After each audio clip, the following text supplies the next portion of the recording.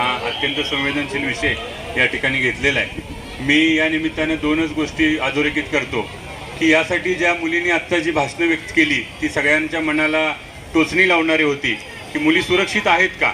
खऱ्या अर्थानं जर आपण 50% महिला आरक्षण विकासाच्या गप्पा करतोय आणि यावेळी जर मुली सुरक्षित नसतील तर या आरक्षणाला आणि महिला सक्षमीकरणाला काही अर्थ नाही आहे। यासाठी आपल्याला सामाजिक दबाव वाढवावा लागेल। पूर्वीच्या काळी गल्लीत जरी कोण पाहुणा जरी आला तर आपण त्याची चौकशी करायचो की कुणाकडे आलाय काय आलाय।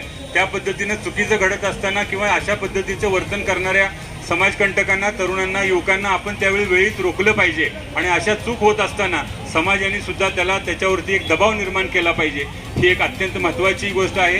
आणि दुसरं म्हणजे की आज सरकार यासाठी फास्ट ट्रॅकवरती निकाल लावतंय, लवकरात लवकर फाशीची शिक्षा होतीये।